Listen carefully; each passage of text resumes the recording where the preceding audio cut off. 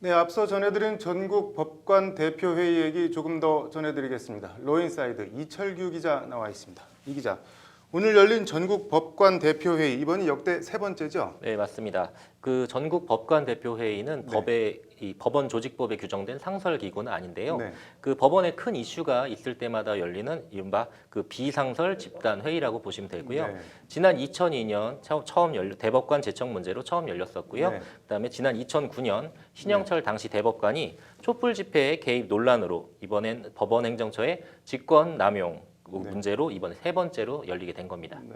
결국 뭐 이 모든 논란들이 향하는 지점, 그리고 전국 판사들을 한 자리에 불러 모은 거 대법원장인 거죠? 네, 그렇습니다. 그 결국 이번 회의를 촉발시킨 것이 학술대회라면 네. 그 근본적인 문제는 바로 이 사법행정권 네. 그 정점에 있는 대법원장의 네. 제왕적 권한 뭐 이거에 대한 판사들의 문제 의식이라고 볼 수 네. 있습니다.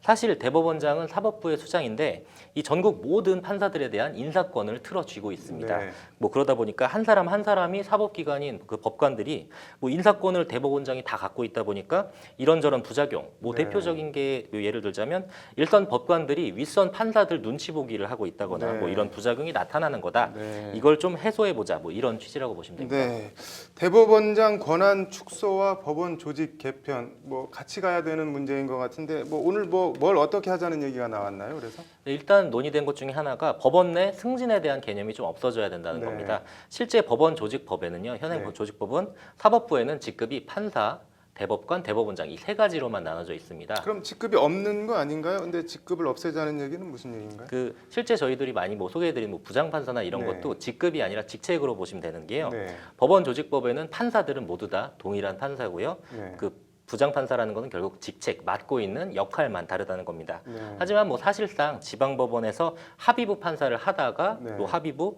단독 판사가 되고 그러다가 합의부 주심이 되고 또 그러다가 고등법원으로 올라가고 네. 또 이런 고법에서 또 부장 판사가 돼야 나중에 뭐 대법관으로 올라갈 수 있는 뭐 이런 구조다 보니까 뭐 결국은 높은 곳에 오르려면 윗분 판사들 눈치를 볼 수밖에 없는 구조다. 네. 독립된 사법기관의 역할을 할 수 없다. 이게 문제가 된다는 겁니다. 네.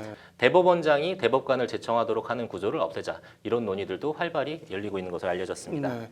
다른 나라의 경우는 어떻게 돼 있나요? 뭐 대륙법의 근간인 독일의 예를 한번 들자면요. 네. 독일 같은 경우는 대법관이 한 130여 명 정도가 됩니다. 많네요. 예, 네. 이 대법관 130여 명을 절반 정도는 국회에서 절반을 추천하고요. 네. 그 외의 절반은 각 주의 장관들이 판사가 아니라 변호사나 교수들 중에 추천하도록 되어 있습니다. 네. 뭐 대부분 유럽 국가들도 대부분 이 법을 따르고 있는 것으로 알려져 있습니다. 네. 미국의 경우도요. 뭐 대법원장 역시 대법관의 대표로서의 역할만 하고 있고요. 대법관 9명이 똑같이 대법관 한 표씩을 행사하는 구조고 재미있는 것은 또 대법관의 임기를 규정하고 있는 건데요. 임기는 선한 행동을 하는 동안 이렇게만 규정을 하고 있습니다. 사실상 종신인 거네요. 그렇죠.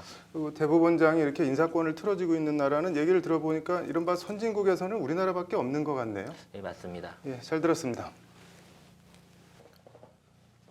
네, 로 인사이드 이철규 기자였습니다.